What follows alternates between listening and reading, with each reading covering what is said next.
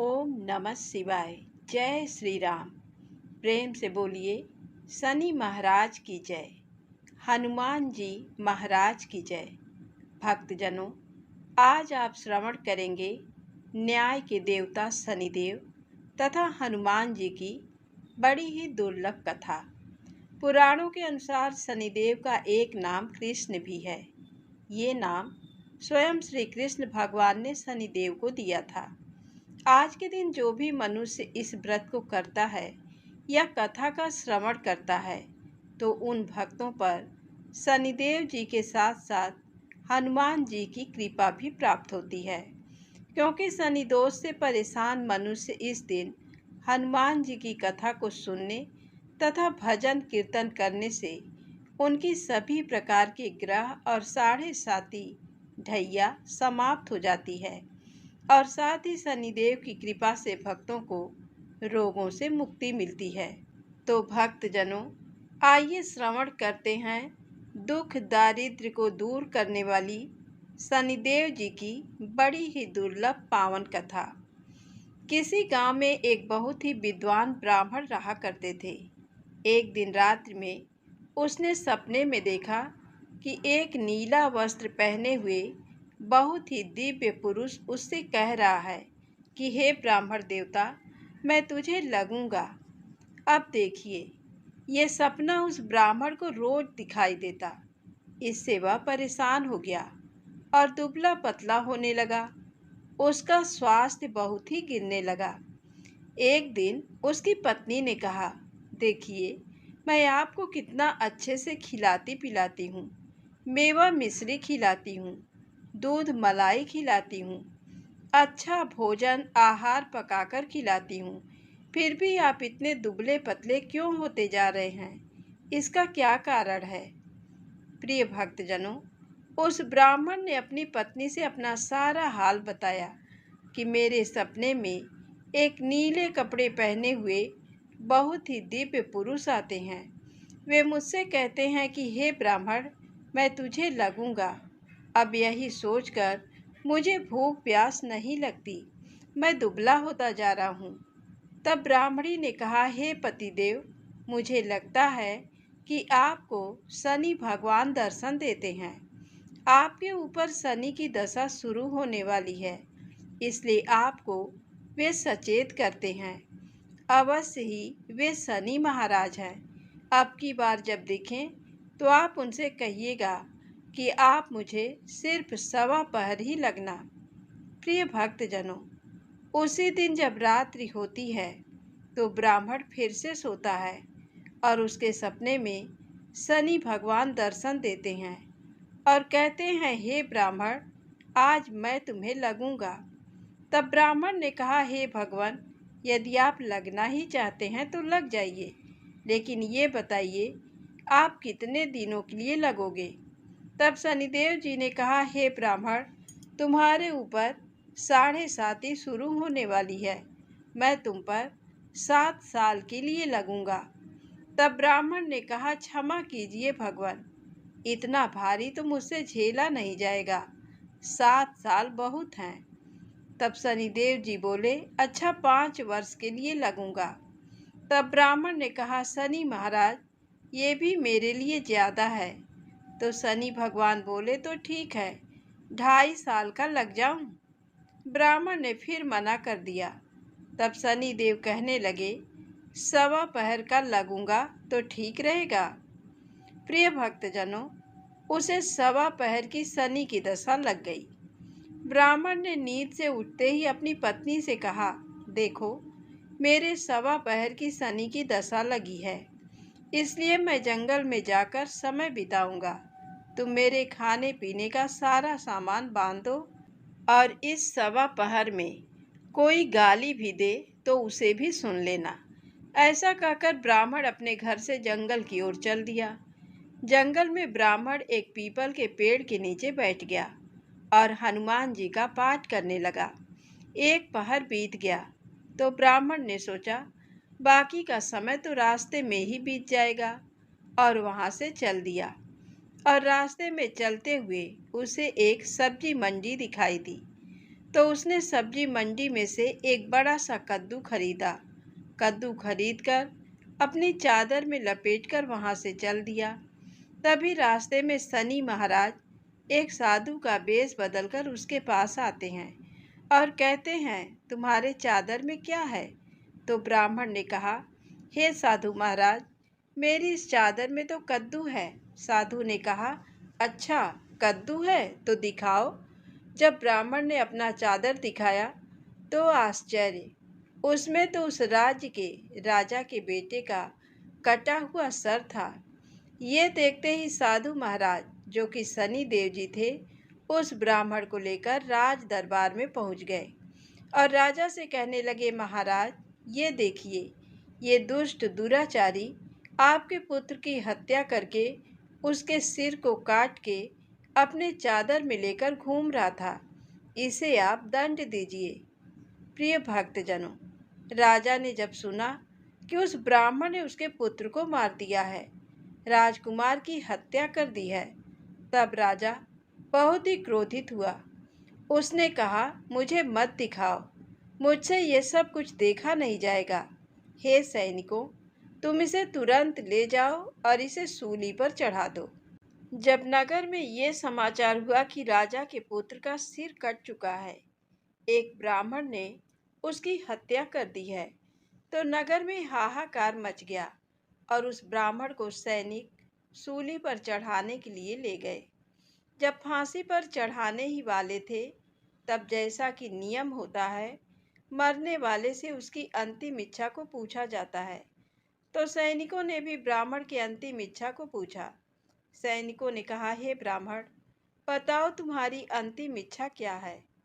भक्तजनों, ब्राह्मण ने सोचा कि यदि किसी प्रकार कुछ समय के लिए फांसी रुक जाए तो शनि की दशा का 1.25 पूरा हो जाएगा। ये सोचकर उसने कहा, भाई, मैं बचपन से नित्य बालाजी की कथा कहता और सुनता आया हूँ।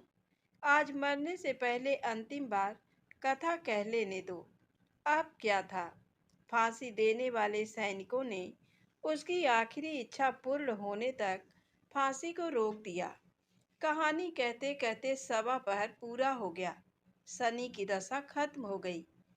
अब इधर देखिए, राजा का जो पुत्र था, राजकुमार, वह जंगल से शिकार खेलकर वापस राजमहल में आ गया। राजमहल में राजकुमार को देखते ही राजा बड़ा ही प्रसन्न हुआ, लेकिन मन ही मन उसे डर भी लगा। यदि उस निर्दोष ब्राह्मण को फांसी चढ़ा दिया गया होगा तो ब्राह्मण हत्या का दोष लग जाएगा। राजा ने 2 घुड़सवार को जल्दी से फांसी घर की तरफ दौड़ाया और ब्राह्मण को आदर सहित दरबार में आने का हुक्म दिया। ब्राह्मण राज दरबार में उपस्थित हुआ तो राजा ने क्षमा याचना मांगते हुए कहा कि आपके बगल में जो चादर है उसे खोलकर दिखाओ। राजा की आज्ञा के अनुसार ब्राह्मण ने चादर खोली तो उसमें कद्दू था। राजा ने ब्राह्मण को बहुत सा धन दिया और पूछा, हे ब्राह्मण देवता, मुझे ये समझ में नहीं आया, इस सब के पीछे रहस्य क्या है? ये सब क्यों हुआ? आखिर ये सब था क्या? तब ब्राह्मण ने कहा, हे महाराज, मुझे 1.25 की शनि की दशा लगी थी, इसलिए ये सब कुछ हुआ। राजा ने कहा, हे ब्राह्मण, शनिदेव की दशा किस प्रकार चलती है? तो ब्राह्मण ने कहा, हे राजन, यदि राजा या सेठ को ये दशा लगती है तो काला हाथी या काला घोड़ा दान करना चाहिए। गरीब को शनि की दशा लगती है तो पीपल की पूजा करनी चाहिए और शनि की कहानी सुननी चाहिए। तिल, तेल और काला उड़द आदि का दान करें। काले कुत्ते को तेल चुपड़ी रोटी खिलाएं तो शनि की दशा उतर जाएगी। राजा ने उस ब्राह्मण को कद्दू वापस कर दिया। अब घर जाकर ब्राह्मण ने कद्दू अपनी पत्नी को दिया। जब उसकी पत्नी ने सब्जी बनाने के लिए उस कद्दू को काटा तो उसके बीजों की जगह हीरे मोती निकलने लगे। तब ब्राह्मणी ने पूछा, हे पतिदेव, ये सब क्या है? इसमें से हीरे मोती कैसे निकल रहे हैं? इसे कहाँ से लाए हैं? तब ब्राह्मण ने कहा, हे प्रिय, जब शनि की दशा लगी थी तो ये कद्दू कुंवर का सिर बन गया था, और जब दशा उतरी है तो शनि महाराज ने कैसे निहाल कर दिया, हमें माला माल कर दिया। हे शनि देवता, जैसे ब्राह्मण को शनि की दशा लगी वैसे किसी को भी शनि की दशा ना लगे। जैसे ब्राह्मण को धन दौलत मिला वैसे सबको धन दौलत मिले। कथा कहानी कहते सुनते हुंकार भरते सबको मिले। तो बोलिए श्री शनिदेव महाराज की जय हो। ओम नमः शिवाय। प्रिय भक्तजनों, आइए अब सुनते हैं भगवान शनिदेव की दूसरी कथा। ये कथा सुनने से भक्तों को मनोवांछित फल की प्राप्ति होती है। नर्मदा नदी के किनारे एक गांव में बहुत ही बड़े साहूकार का परिवार निवास करता था। साहूकार की मृत्यु हो चुकी थी। घर में साहूकारनी और उसके 2 बेटे, एक बड़ी बहू थी। साहूकारनी का छोटा बेटा मानसिक रोग से ग्रस्त था। उसकी मानसिक स्थिति ठीक नहीं थी। साहूकारनी की बड़ी बहू तारा को विवाह के कई वर्ष बीत गए थे, पर अभी तक उसे संतान नहीं हुई थी। तारा को सदैव यही भय था कि कहीं उसके पति संतान पाने के लिए दूसरा विवाह ना कर लें। यदि उसके पति ने दूसरा विवाह कर लिया तो उसे सौतन का दुख सहना पड़ेगा।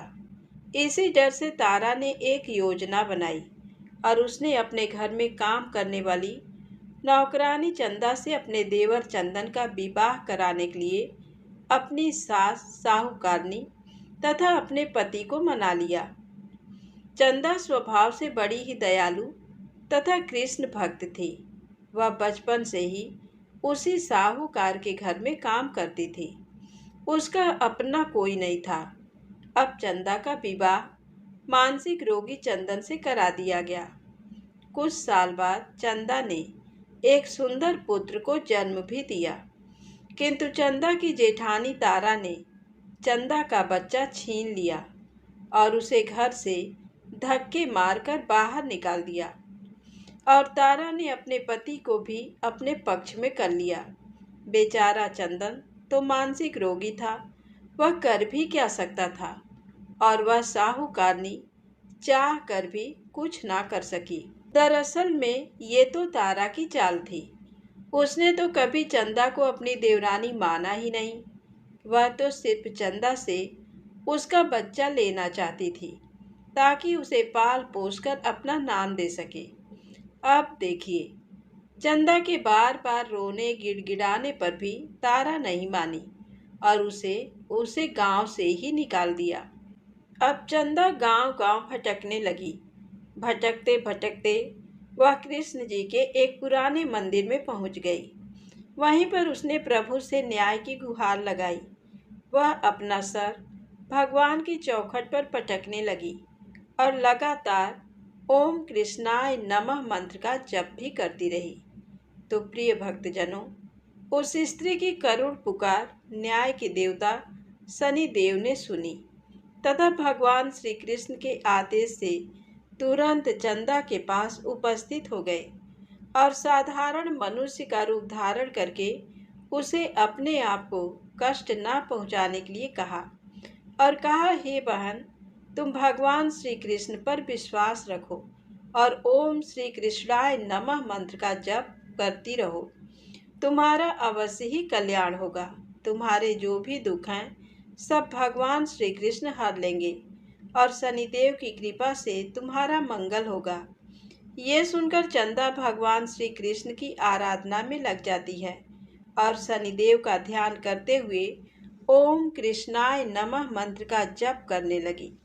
अब शनिदेव एक साधु का वेश बदलकर साहूकार के घर पहुंच गए और अलख निरंजन का अलख जगाने लगे। तब घर से बाहर साहूकारनी निकली और उसने भिक्षा देकर उन्हें प्रणाम किया।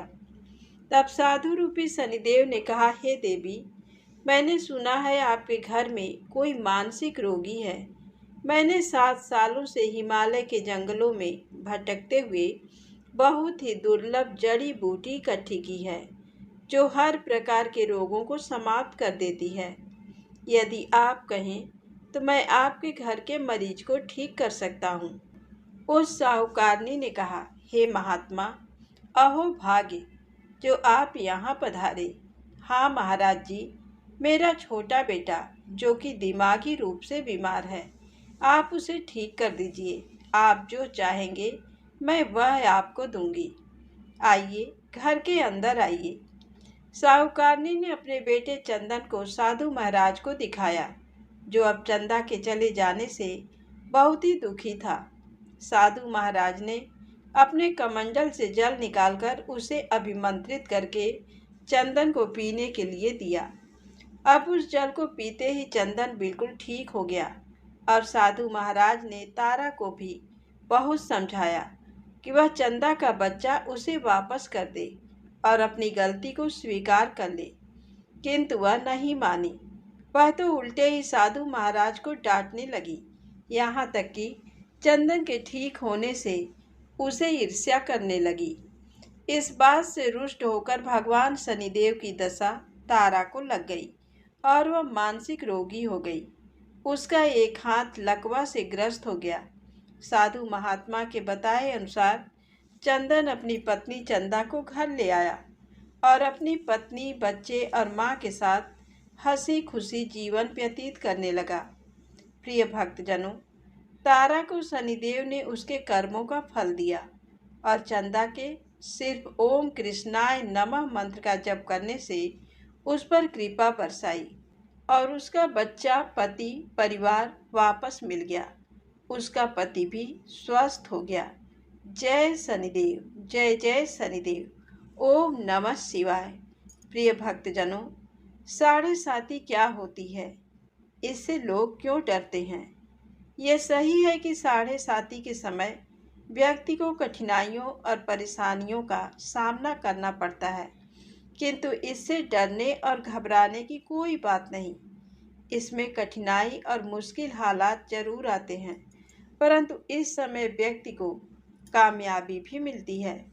बहुत से व्यक्ति साढ़े साती के प्रभाव से सफलता की ऊंचाइयों पर पहुंच जाते हैं।